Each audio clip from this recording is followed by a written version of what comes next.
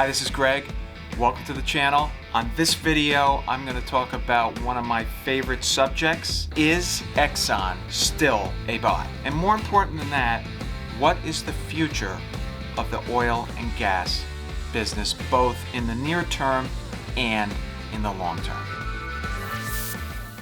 Hey, so subscribers of mine know that at the end of 2020, in October, I recommended Exxon Mobil when it was selling for around $33 a share. It's since had a crazy ride up.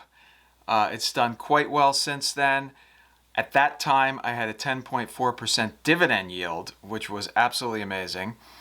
And I've been very happy with the investment, and I'm sure that anyone who went in when I recommended it is just completely thrilled, not only with the dividend, but the fact that the stock has appreciated significantly since then. But the question really is, where do we go from here, not only with Exxon and Chevron, which are my two favorites in the sector, but also where do we go from here with these oil and gas companies, considering the fact that there is significant negative sentiment in the market toward oil and gas companies.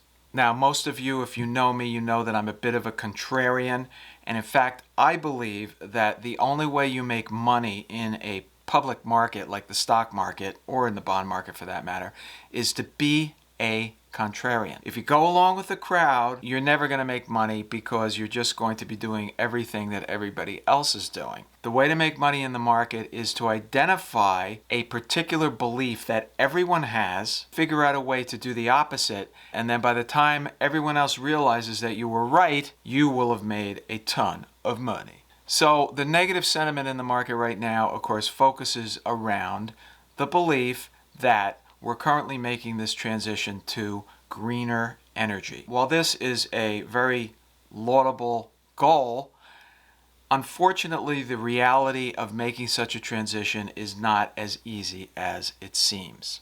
There are many alternative energies that can be used today, wind, solar, among the most notable. These two technologies, as well as many others, are very far away from providing us with baseload capacity or enough energy to fuel the lifestyles that all of us have become accustomed to. As a result, it's my belief that the transition away from oil and gas is going to take much longer than most people think it's going to, or realistically it even is possible that it could.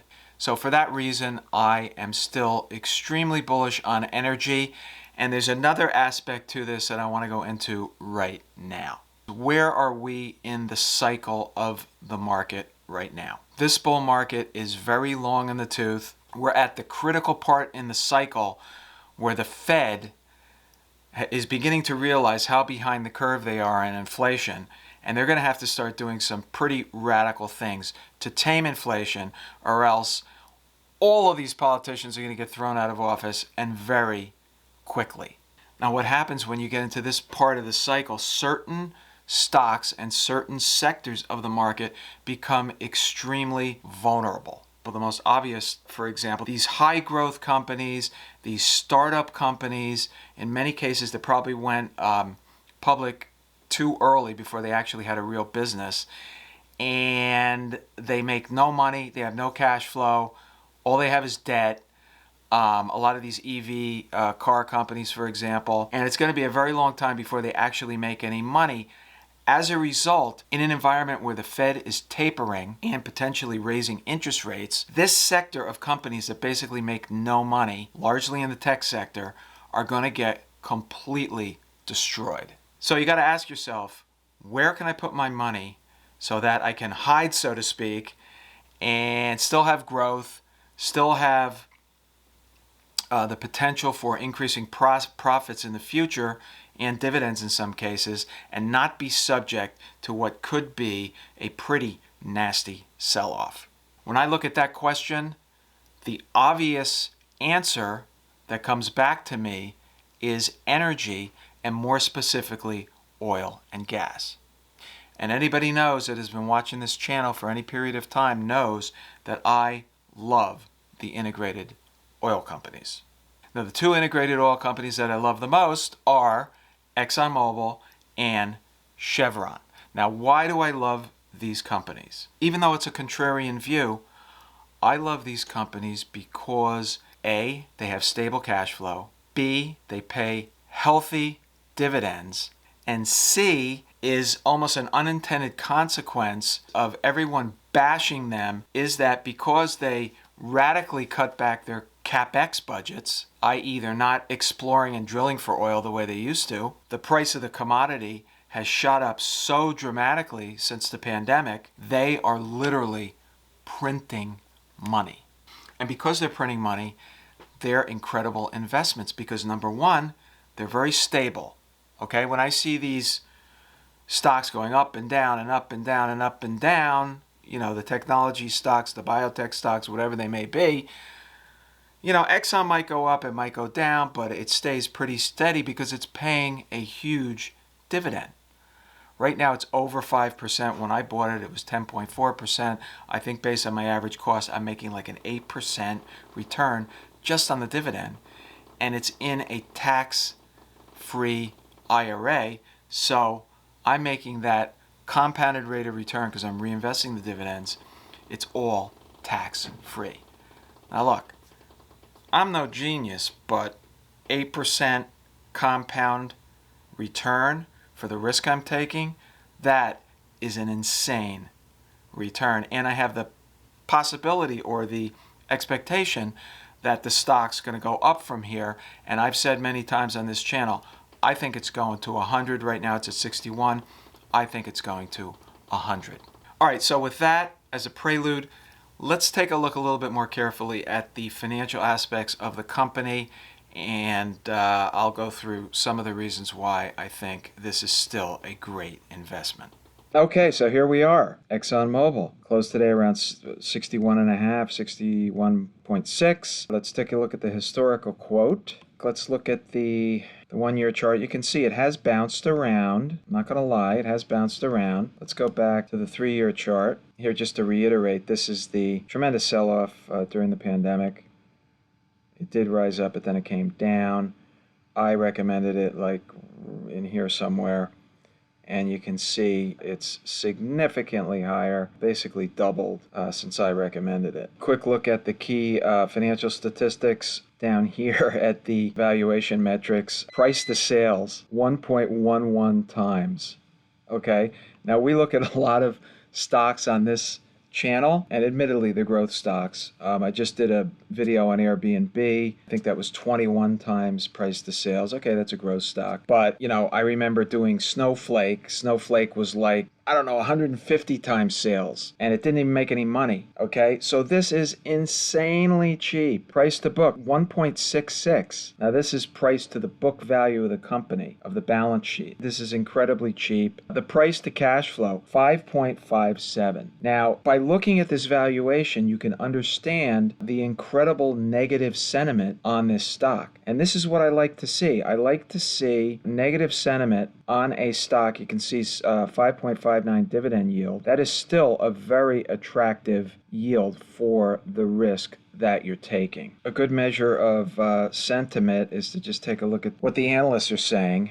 You can see the average price target is 71.80, which is about 16% above where it is now. You can see low estimate 50, mid around 71, and the high is approaching 100 up here. Generally, you can see that the sentiment was in the basement right about when you should have been buying it, okay? And I think this is very instructive.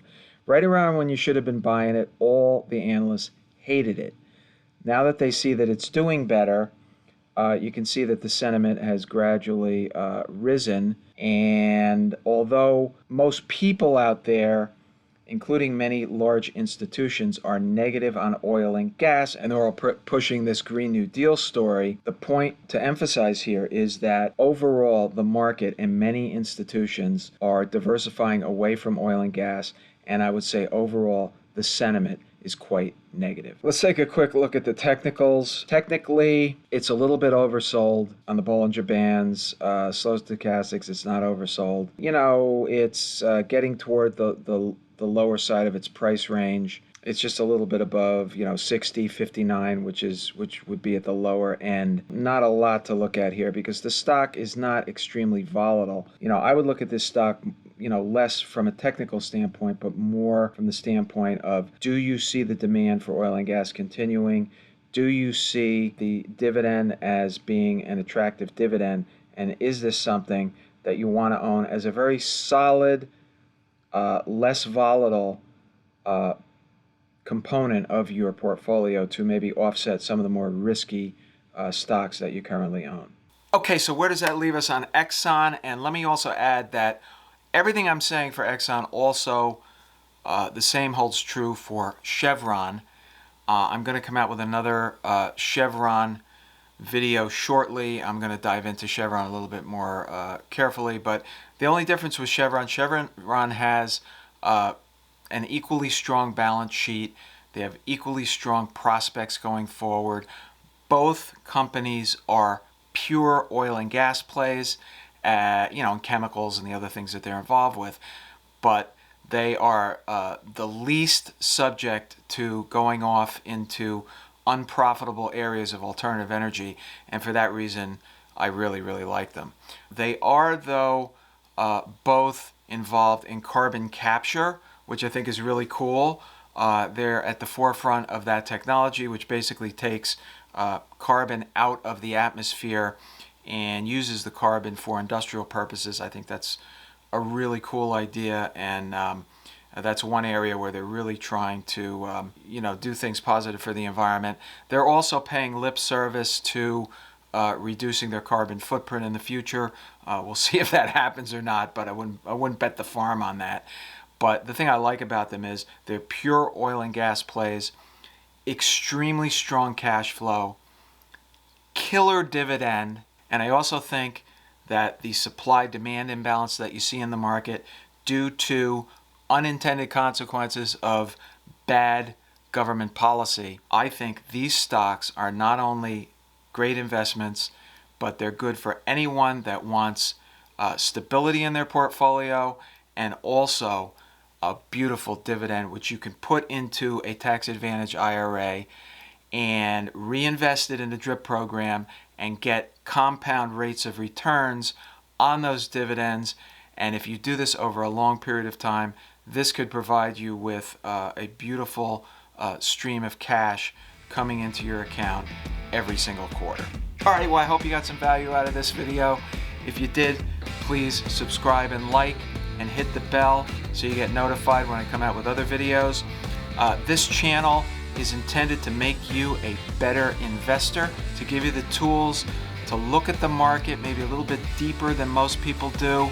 I think I'm the only person on YouTube that is doing exactly what I'm doing here, which is delving a little bit more deeply into the market and also into these companies, and I hope you're getting value out of it. And so please subscribe, and I'll see you on the next video.